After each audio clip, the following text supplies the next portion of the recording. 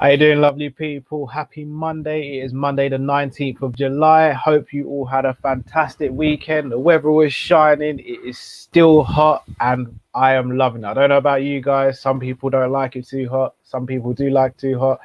I'm just happy that the weather is nice. I've got to be honest. I'm not a man who loves the rain and the snow and the cold weather. So I'm lapping this up and I'm enjoying it. Hope you guys got your barbecues in over the weekend. But we have got some stuff to talk about on this Monday morning slash afternoon. Say it ain't so. People say it ain't so. Can't be. Surely not. No, no, no, no, no. It's not going to happen. This is just a bad dream. Someone's pulling my leg. It is not going to happen. Jordan Brian Henderson leaving Liverpool. No, no, no, no, no. I'm not buying it. Jordan Brian Henderson, captain of Liverpool Football Club, the man who's led us to Champions League, Premier League, World Club Cup, European Super Cup, part of the League Cup winning squad. In fact, the only trophy he hasn't won for Liverpool, apart from obviously Europa League, is the FA Cup. You're telling me he's leaving? No, no, no, no, no, no, no, no. It's not happening.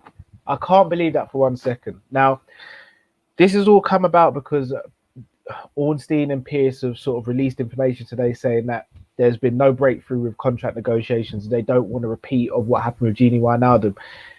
In other words, they don't want his contract to run down, which is fair enough. But then you just get the Henderson deal done. Get it done. You cannot tell me we're sitting here in the summer after losing Gini already, and then you're telling me we're going to lose Henderson as well. Everyone here knows I don't drink. Everyone here knows I don't smoke. Don't make me change those habits, people. Get Henderson signed up and get it sorted, please. Please. Jordan Brian Henderson, people. Come on. He's got to sign. Now, granted, there may be some negotiations going back and forth. That's fine. But look, all jokes aside, I don't see him leaving Liverpool. I see this being resolved, and I see it being resolved pretty quickly. I'm not going to lose any sleep over this until I see concrete information or substance that shows that he's going to be leaving if he doesn't sign a contract this summer. I don't see it happening. I see him staying. Even if he doesn't sign a contract this summer, I still see him staying. And I think this contract will get resolved. It's just a matter of time, really, in my opinion. I mean, this does open up a broader issue in terms of why have we let so many contracts run down as low as they have to the 2-year point. I have my own theories on that. I think we'll speak about that more in the show tonight. So make sure you tune in for that tonight. But yeah, I mean, Henderson's going nowhere, in my opinion. Again, if anyone has any sort of contrasting information or information that they think is relevant to this, that maybe I'm being a bit too flippant or ignoring it, let me know by all means in the comments below. But I don't see Henderson going, so I'm not gonna lose much sleep over this, and I'm not gonna get angry over it because Liverpool wouldn't do that to me, would you? No, you wouldn't do it. No, they wouldn't do that to me. They wouldn't make us lose Henderson. So yeah, let's move topics because this is what he lifted, the Champions League trophy, and then the season after he lifted the Premier League. Henderson's going nowhere, people. He's going nowhere. On to the next story. Another favourite of mine, Nat Phillips, has been linked heavily with a move to Brighton and Hove Albion. Now, Brighton and Hove Albion have agreed a deal worth £50 million between themselves and Arsenal Football Club for the services of Ben White. So it would seem as though it would make sense for Brighton to want to replace their centre-back that is leaving. And Nat Phillips makes sense as well. He's a player who's shown that he can play in the Premier League. Again, I'm not going to go crazy before anyone gets at me in the comments and say he should be a starter for Liverpool, or he's the one and only, he's the Messiah. I thought he did brilliantly when he played for Liverpool to the back end of last season. I think without him, I think we struggled to make top four. Dare I say we might not make top four. I think he's shown that he's good enough to be in the squad, and I think he deserves playing time. That being said, I think Nathaniel Phillips is at a point in his career right now where he almost knows that he needs regular game time. And again, that's absolutely fair enough. And I wouldn't begrudge him if he wanted to leave. What I would be frustrated at is if the club wanted him to leave and we needed funds for him to leave. That would annoy me a lot because I don't think we should be in a position where we need Nat Phillips to leave for us to bring in other players potentially. Again, though, Nat Phillips is coming into his mid-20s now. He's going to want regular game time. And at Brighton, with them losing Ben White, he would be guaranteed that almost. And I think it's a deal that would make sense for him. If I'm going to take off my Liverpool hat and be logical about the thinking of this, it makes sense for him. Whether it happens or not remains to be seen. But here's the problem for Brighton, but where it could work out in our favour potentially. If we are actively trying to sell Nat Phillips and Brighton are the team that want him, we know they've just received 50 million. Now, obviously, they haven't received all the money up front, but they'd have received a good chunk of it. If we are going to sell Nat Phillips, you sell him at as high a value as possible. I repeat, I do not want Phillips sold, but if you sell him, you get as much money as possible. And Brighton, we know what you've made from the Ben White deal.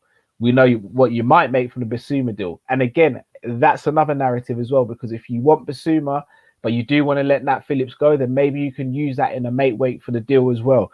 It all remains to be seen. As I said, I hope Phillips isn't sold. I hope he stays at Liverpool for at least next season. I think we need 5 centre-backs going into this particular season with Gomez, Matip and Virgil come back from long-term injuries and the new acquisition of Konate, who has to get up to speed and understand how we play. But look, I'm just a YouTuber who speaks on behalf of Kopish sometimes. What I want, I'm not always going to get. Depends on the club. So it remains to be seen. But let me know in the comments below. Would you sell Nat Phillips or would you keep him? On to the next story. And so again, I believe this is from Ornstein again. Apologies if I'm mistaken, but sort of talks have come out saying that FSG will look to rebuild the squad in 2022, and this summer is reliant upon sales and what we generate potentially.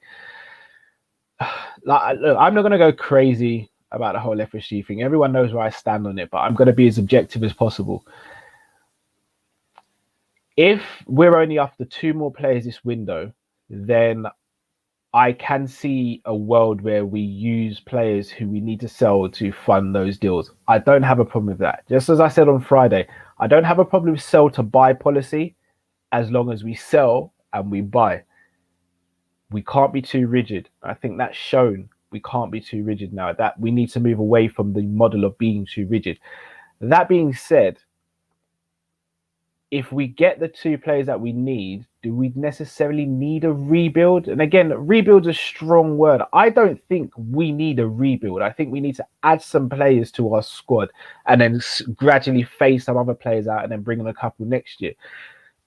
The idea of a rebuild says to me that you need to almost rip out a spine, for example, and then replace it. We don't need that. We don't need a rebuild. Like Arsenal, for example, and Spurs, they need rebuilds. We don't need a rebuild. But what I will say, it is tempting fate a lot if you're going to go into another season where we're lacking and you're going to sort of be rigid with your approach and hope for the best again. I think you're going to the well too many times, if you ask me, and you're going to end up with an empty cup along the way. That being said, if they're holding fire, maybe trying to get top players next summer. And again, I know we've heard this narrative because this was the year we were meant to be challenging for Mbappe, and we know that's not going to happen now. But if that is the plan, we all know who's got a release clause next summer. Erling Haaland. If we are going to wait a year and not add to the squad without selling first, go and get Haaland next year. Stop faffing about. Just go and get him. Shut us as a fan base up and say, here's this. Shut up. Leave us alone. Stop saying we're rubbish owners. Here you are. Shut us up.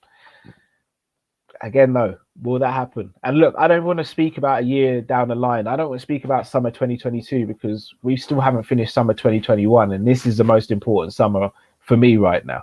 So again, it remains to be seen. Again, I'll reiterate, I don't think sell to buy is an issue as long as you sell and then buy. The moment you're not selling and you're not buying, that's when it becomes an issue, in my opinion. So remains to be seen.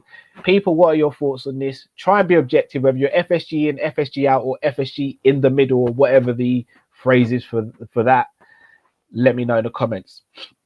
And finally, Harry Wilson.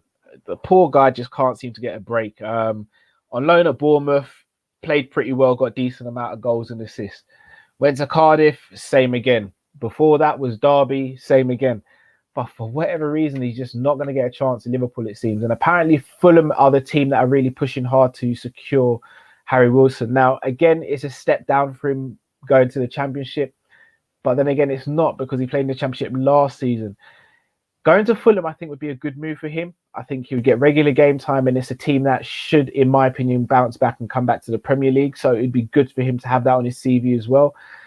I just feel sorry for him, if I'm going to be honest. As a Liverpool fan, as someone who would have loved to have played for the club if I was good enough, I feel sorry for him, because I do think, I look at some other players and I feel as though he may have contributed more. And again, I don't want to name players because I don't want to sort of dig anyone out.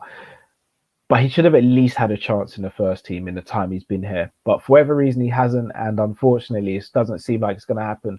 So look, if he does move on this summer, which I expect, I wish him nothing but the best. I genuinely hope he goes on and has a very good career. I think he deserves it. He's been very professional. You never hear anything bad coming out from him. He performs for Wales on a regular basis, pretty much.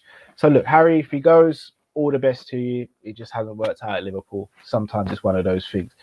But people, that's wrapping us up for this little interlude with the Summer Daily News. Please make sure you check out our video later. We'll be going live as we have our normal Monday night live show. We'll be seeing what you guys have to say. We'll be reacting to your comments and your thoughts as well. And yeah, really interested to see what happens with this Henderson stuff. But until next time, people, thank you so much for watching. Smash the like button. Hit subscribe if you're new to the channel. Leave your comments below. My name is Callum. We are Kopish, and I am out, people. Take care.